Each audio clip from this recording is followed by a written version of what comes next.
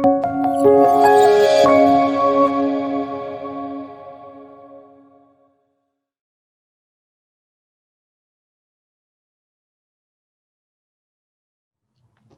world is getting warmer. It's gotten about 1 degree centigrade warmer since pre-industrial times. Most of that is due to human influence, including carbon emissions, but a broader set of greenhouse gases, as well as land use change.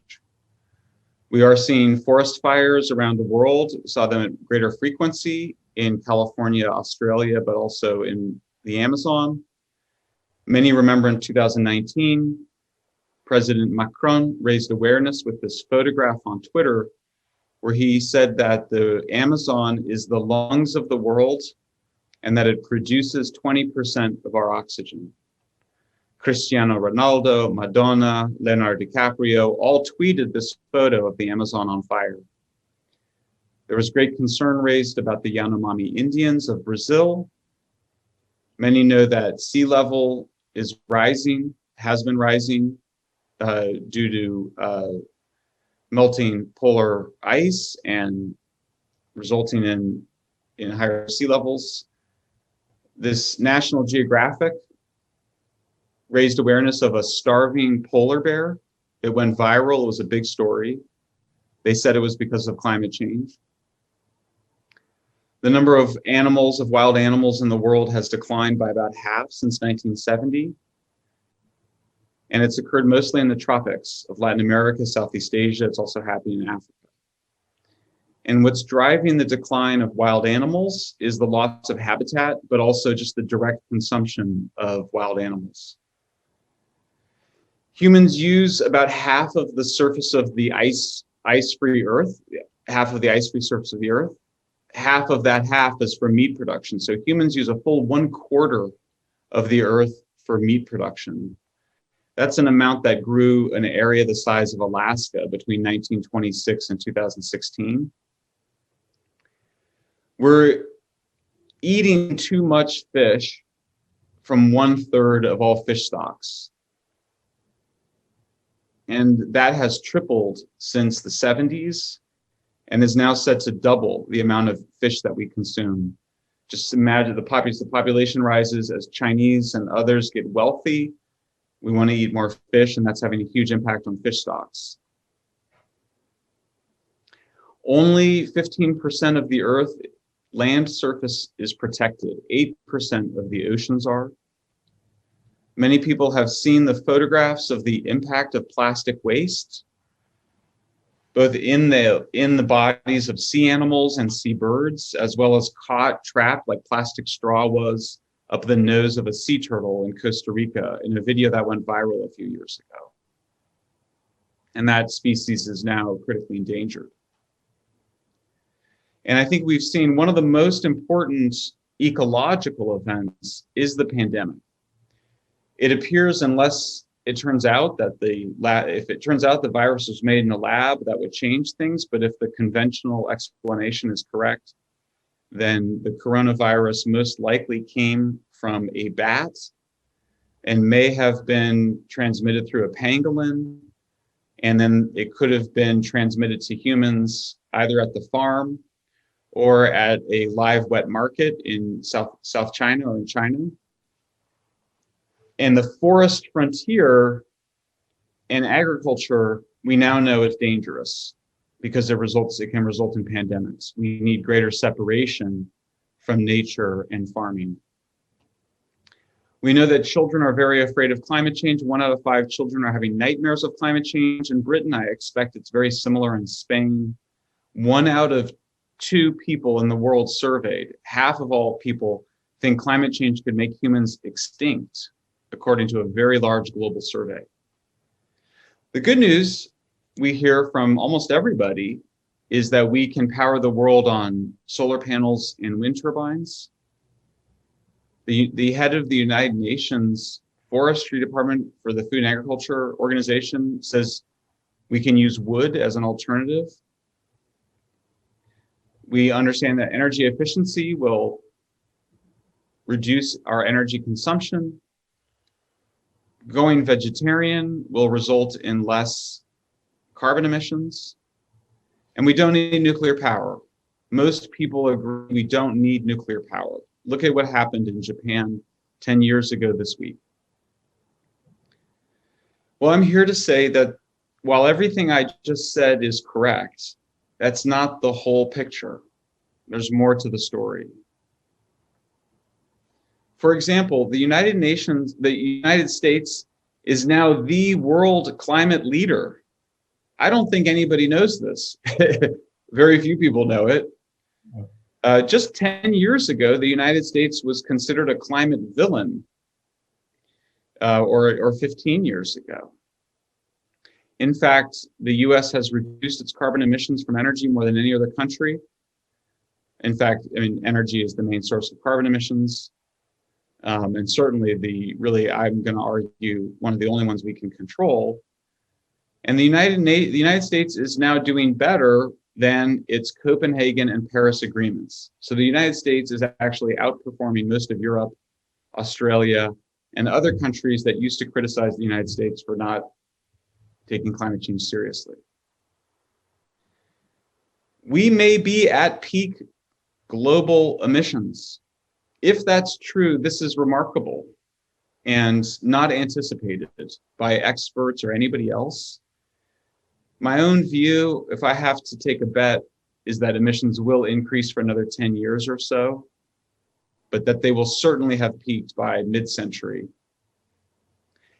And that means that global temperatures are unlikely to go above 3 degrees and very well may be below 2.5 or 2 degrees. Everyone wants to ban plastic straws, but they constitute 0.03% of plastic waste. It's not a big contributor to the problem. And the big problem is that plastic waste is going into the oceans traditionally from Asia. That's now changing, and it turns out that much of the waste does come from rich countries, but it goes to poor countries first, and it's because there's the myth of recycling. We don't recycle 90% of plastic waste, and so I'm going to argue that we should not try. That the plastic is not meant to be recycled. It should be either incinerated or put at landfills. In terms of vegetarianism, if you go vegetarian, you'll reduce your carbon emissions by 2 to 4%. And the reason is that the money you save by not buying meat is money you spend using energy that can produce carbon emissions, such as flying on jet planes. The photograph of the Amazon on fire was not of the fire of the Amazon in 2019. It was of the Amazon in 1999. And in fact, fires globally have declined by a quarter since 2003, a huge decline in fires globally. Amazon fires were only 7% higher than they were over the last 10 years. You can see the fires track burned deforestation area, which is still lower than it was 15 years ago. The good news, only 20% of the Amazon has been deforested. Half is already protected. As for the Yanomami, they control an area larger, the largest area of indigenous control in the world. In fact, it's an area the size of Hungary, but whereas Hungary has 10 million people, there's less than 20,000 Yanomami. So the Yanomami are fine. They actually did very well thanks to indigenous rights advocates and the Brazilian government. The biggest cause of death for the black-browned albatross, which is what this species is fishing boats and invasive predators, not plastic waste. And we're not in the 6th mass extinction. We're losing species, but it's not a mass extinction.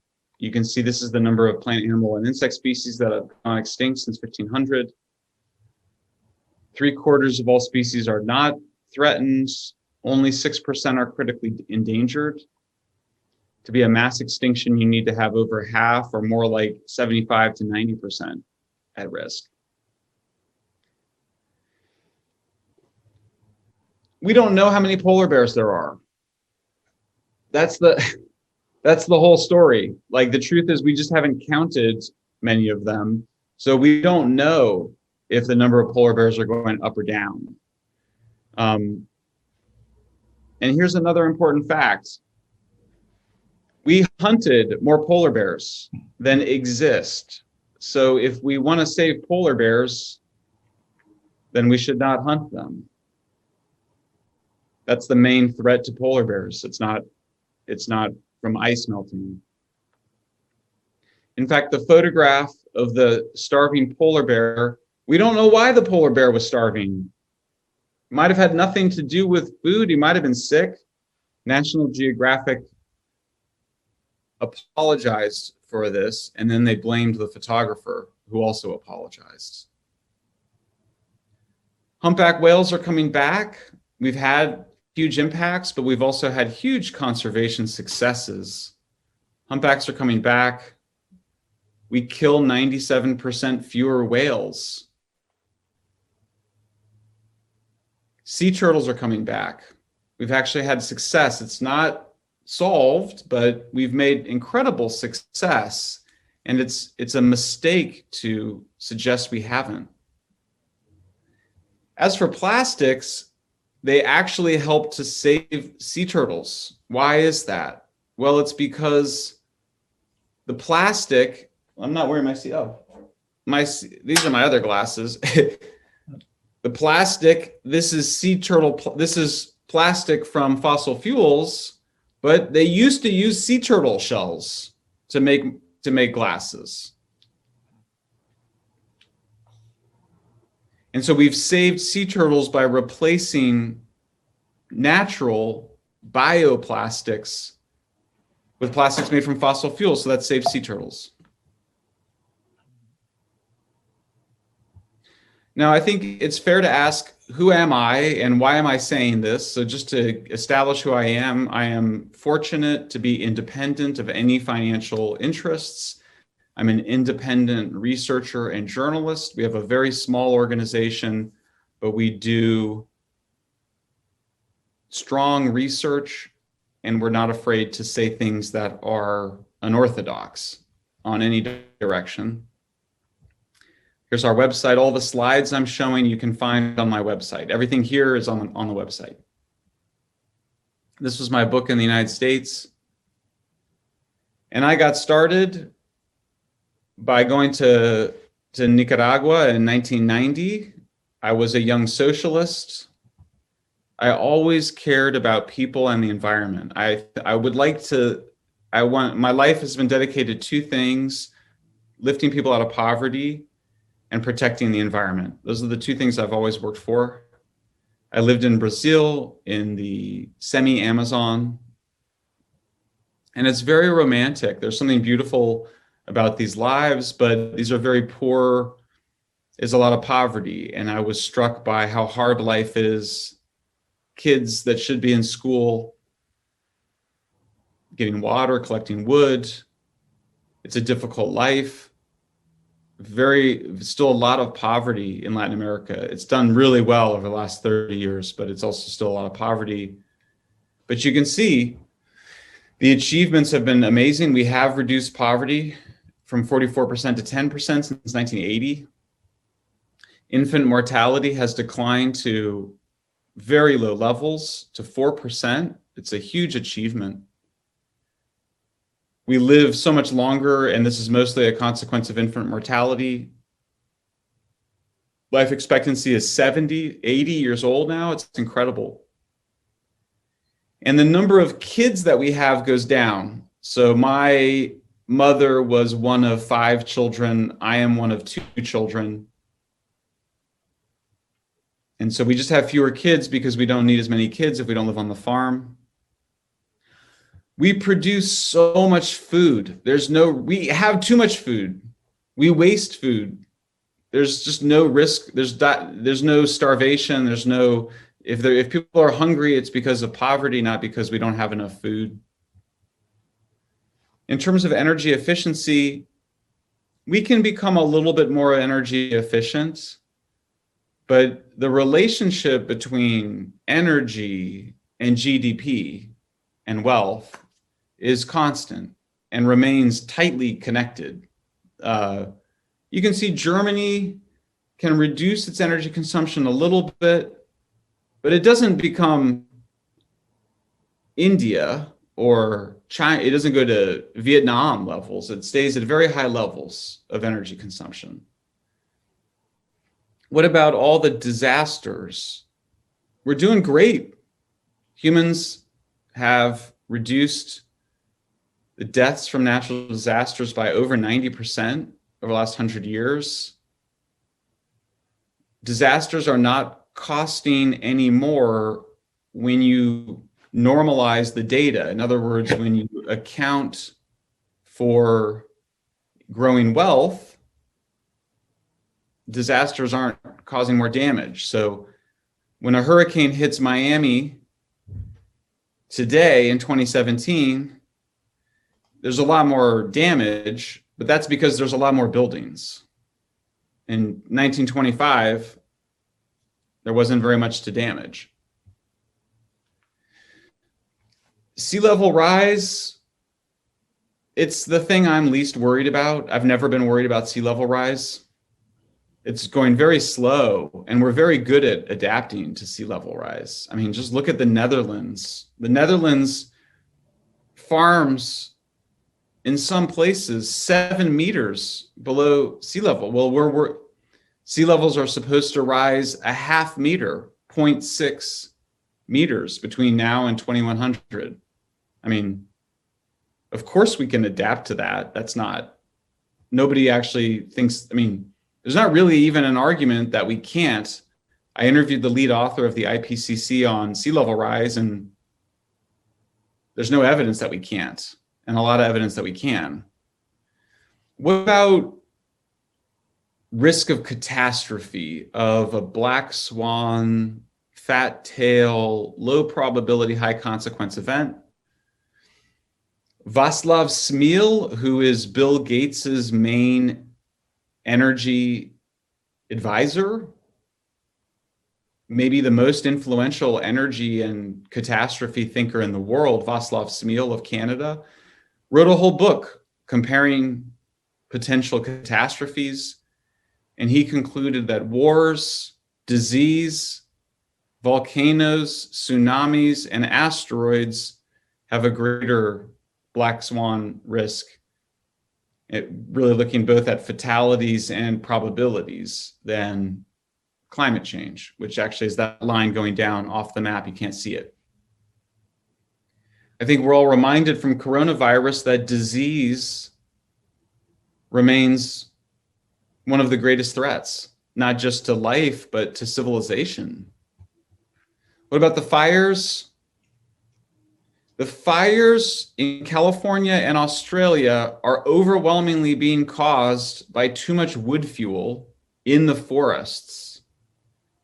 And the reason we know that is because when a high intensity fire comes into a well-managed forest, the fire drops from the tops of the tree crowns to the floor and becomes a good fire.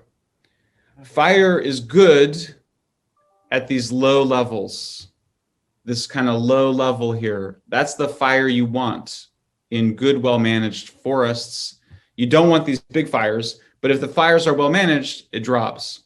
So it's a matter of forest management. Europe is very hypocritical about the Amazon. This is what Europe did to its forests.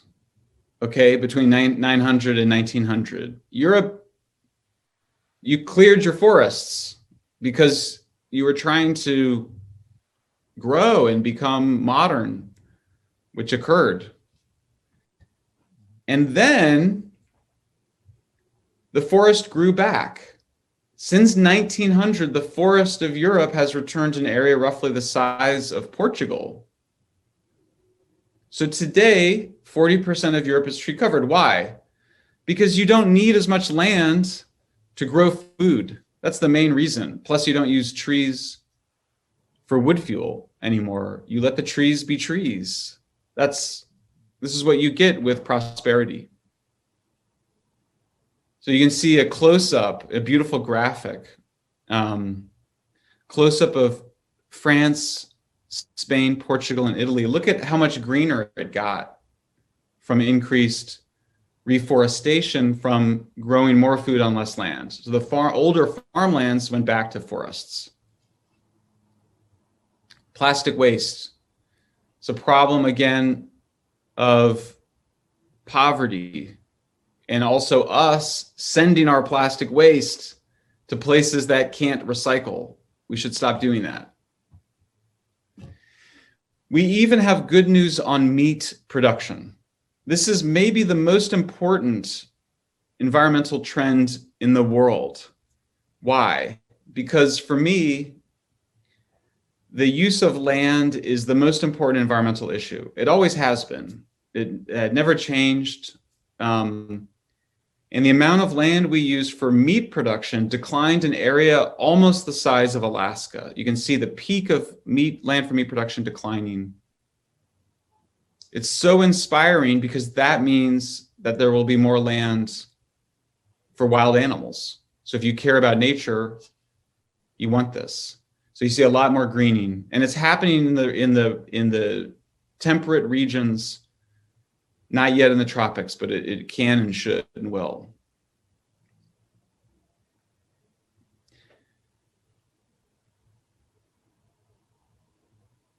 So the good news is that we are producing more farmed fish. And we can do more of this and reduce the pressure on wild fish and leave more wild fish in the oceans for whales and other sea life.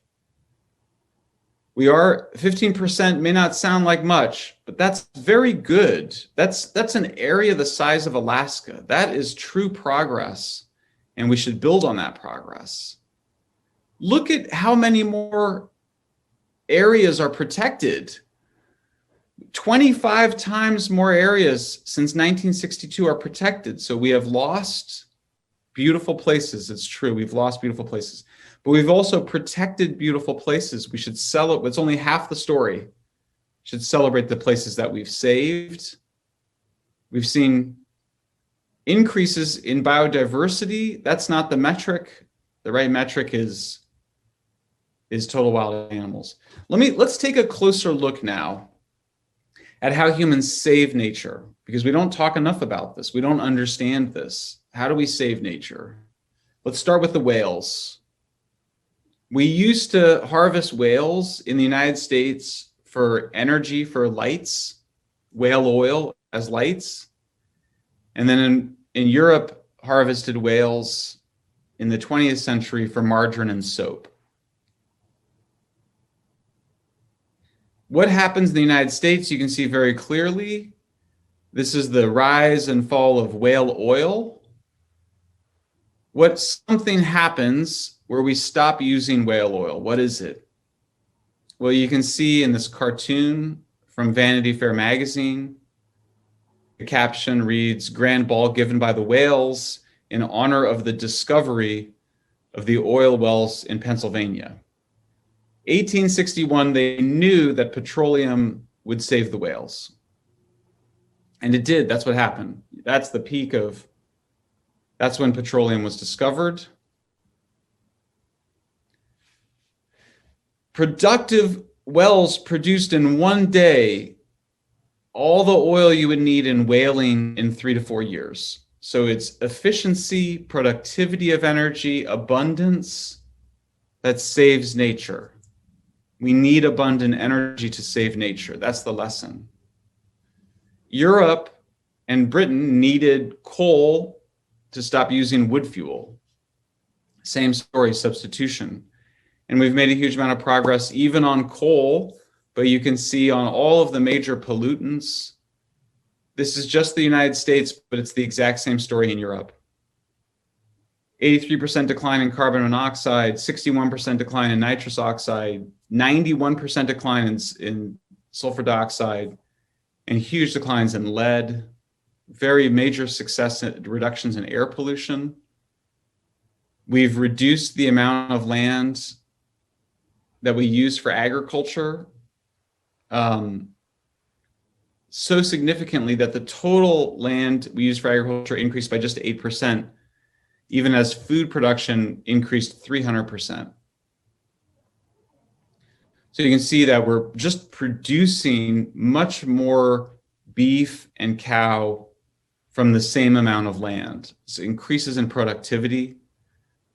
The size of the chickens got bigger, and that means that we don't need as many chickens or as much land. We actually reduced greenhouse gases from livestock production, even as meat production went up 50%. That's true in the United States, but it's the same in Europe. Plastic bags are really a waste. Paper bags are mostly a waste. Plastic bags are much lighter. They're easier to dispose of, and they use less energy. But the big phenomenon is dematerialization. So just think of your smartphone. You used to have a separate fax machine, stereos, speakers, DVD players, CD players, cameras, calculators, newspapers. We used to destroy forests when now we can use our phones. That's a process that is in every aspect of the economy, dematerialization. Part of it is we just moved to cities, which take up a very small amount of the earth, and yet it's population to half of all humans. You can see we just become more population dense over time.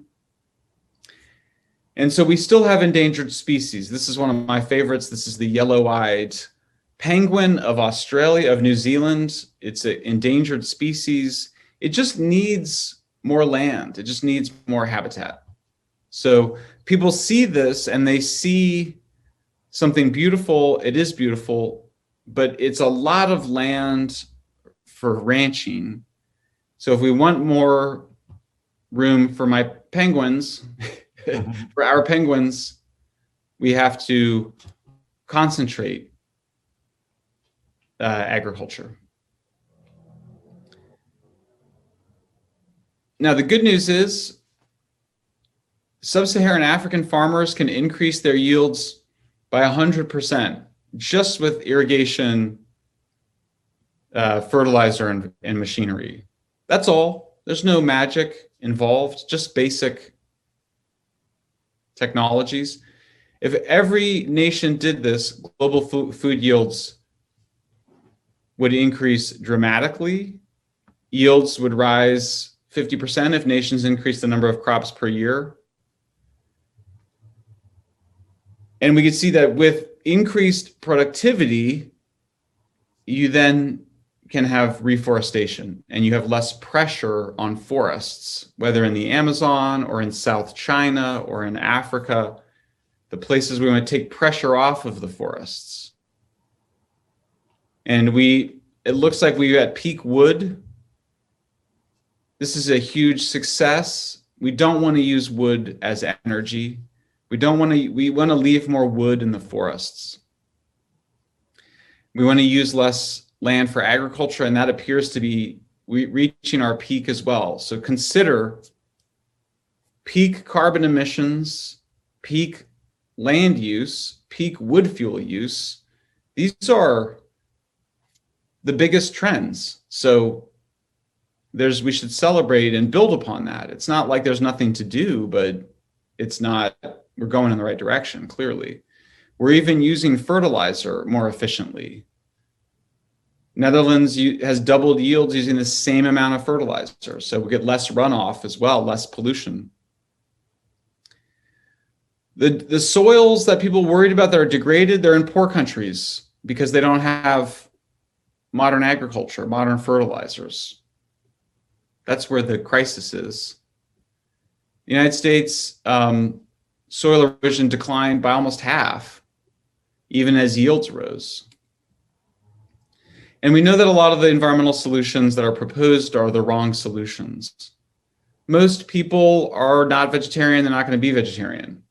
And that's fine, we can adjust to that.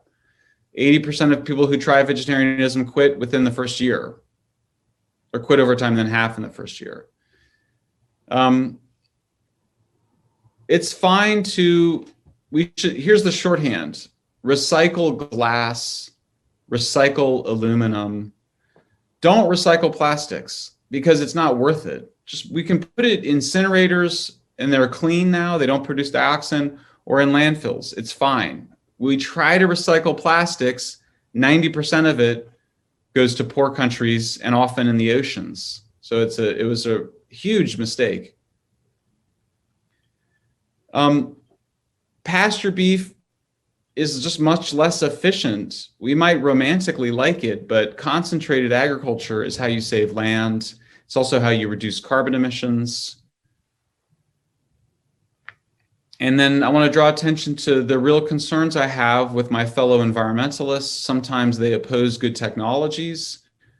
There's opposition to genetically modified salmon. That weirds people out, but it shouldn't, because it's just a breeding technique. And if you can bring fish production, so this is salmon, what you see here, but the holy grail is tuna. We want tuna. That's what everybody wants. So if you get tuna, including the other animals in the oceans, so if you get tuna farmed on land, then we can eat fish and be healthier, and we can save these wild animals. But the opponents of this tend to be environmentalists because they just don't like the idea of this. But this is okay. This is good for nature. It actually produces less carbon, significantly less carbon. Natural gas is mostly good when it's replacing coal. It is replacing coal. That's why US emissions have declined. Coal mining is terrible for landscapes. It's gas comes from underground, a tiny footprint above land. Coal to gas, everybody knows this is better. You can see it's a big part of what's reducing emissions in the United States. So we see there's actually been this trend of reducing carbon intensity of energy for 150 years. It's continuing. In the book, Apocalypse Never, I talk about 3 women. Bernadette in the Congo in Africa, Suparti, a factory worker in Indonesia, and Helen, my wife, in the United States. To be prosperous, you have to use energy. So what we want is for the energy to be clean. What we don't want is to be poor. Okay, Bernadette wants to be like Suparti. Suparti wants to be like Helen. That's what everybody wants, the same thing. And the quality of energy matters, so that you can see Bernadette uses mostly dirtier energy in the form of wood. Suparti uses cleaner energy and some wood fuel, and Helen's energy is the cleanest of all. I'm going to skip these slides because we're running out of time. Where does all of our clean energy come from? Sweden, France, Switzerland. It's mostly nuclear and hydroelectric dams. And it's the same thing in Illinois. It's the same thing in Belgium. We spend about $2 trillion on nuclear, $2.3 trillion on wind to get and solar to get about half the amount of electricity. Same amount of money, half of the electricity from renewables is from nuclear.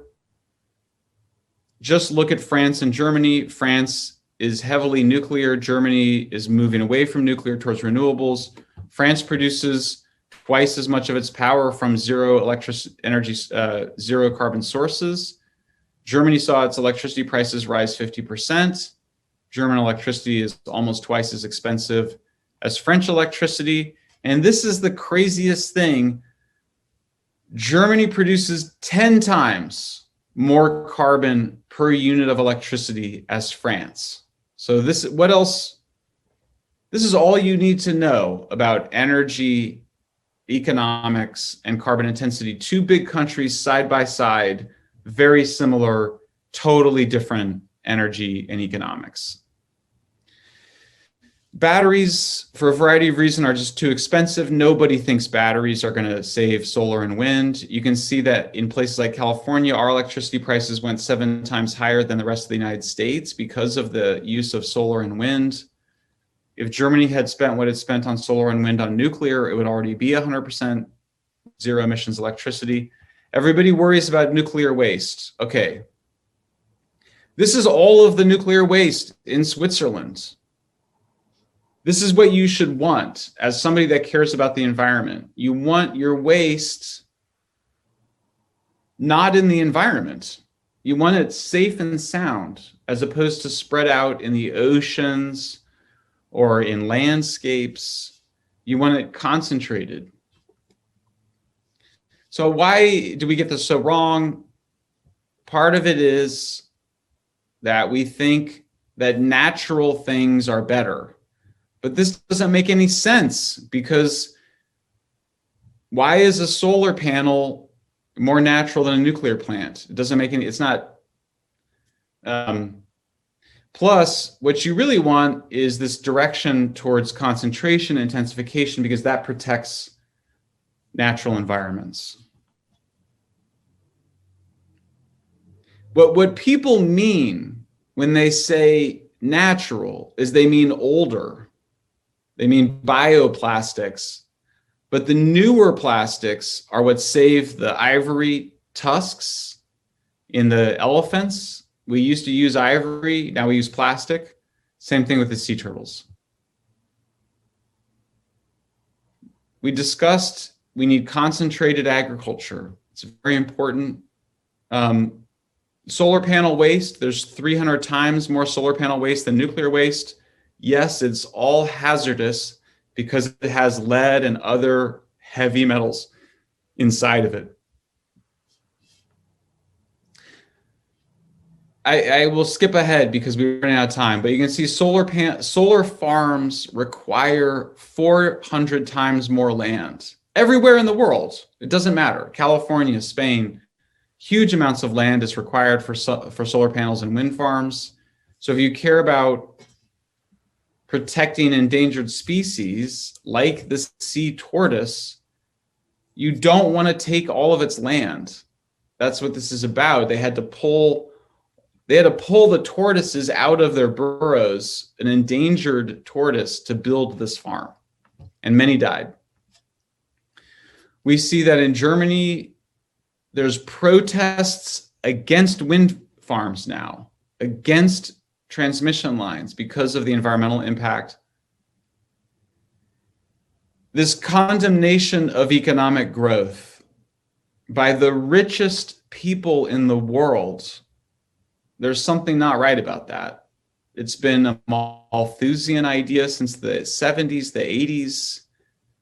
It's the wealthy saying to poor people, you can't have prosperity. It's a very old idea that goes back to the economist Thomas Malthus. The fact of the matter is that global population increases peaked in the late 60s, and they've been going down. Human population will likely peak at 9, maybe 10 billion. Unfortunately, fear is very powerful, and so this statement in particular motivated me to write my book. Greta Thunberg said, I don't want you to hope, which itself is a remarkable statement. She said, I want you to panic, but we should not want anybody to panic. I don't want my worst enemies to panic. Why? Because panic means unthinking behaviors and actions. Unthinking. Why would we want unthinking? That's dangerous. So the good news is that nuclear is the safest way to make electricity. If we cared about climate change, that's what we would be doing. Other energy sources are much more dangerous, including wind turbines. We know that 7 million people die annually of air pollution. Nuclear power has actually saved almost 2 million lives just by preventing air pollution. So there's, money to be made in alarmism. The United Nations has been predicting, the end of the world since the 1980s. Macron was defending French farmers. The French farmers were criticizing Macron for allowing Brazilian food in. So there was this ulterior agenda here. You can see here after the Amazon, they said, well, we got to rethink this whole Mercosur deal. So what matters? I'll end here. I know I've taken so much time. Development, so we can collect waste rather than let it go into the environment. We have to go from matter-dense fuels to energy-dense fuels. This is the right direction, from renewables, wood, solar, wind, all the way to uranium. This is the positive, nature-saving direction and prosperity direction. We should do more agricultural collaboration, intensification. We should help each other, because that's how you save rainforests. I'm just going to skip through these. If we care about treating farm animals better, because we should care about that. Temple Grandin specializes in helping animals live better lives on farms. She's done incredible work. And we need to move away from this romantic idea of natural products. You can see that in order to, or my glasses, we need these plastics to save nature, and we need to get our heads right about that. And that goes for plastics, it goes for industrialized agriculture, it goes for aquaculture, fish farming. So if we do these things, we can have a much better world. This is my wife, and I went and saw the mountain gorillas of Africa. This is one of the greatest experiences of our lives. You get to see, the world is so beautiful. There is so much beautiful things to see. And the only reason we're able to see those gorillas is because we're able to concentrate farming, we're able to protect landscapes. And so there's a lot of things, beautiful things that we have done and still have to achieve. But I think we have to get our heads right about how to do that. Thank you so much. Vicente.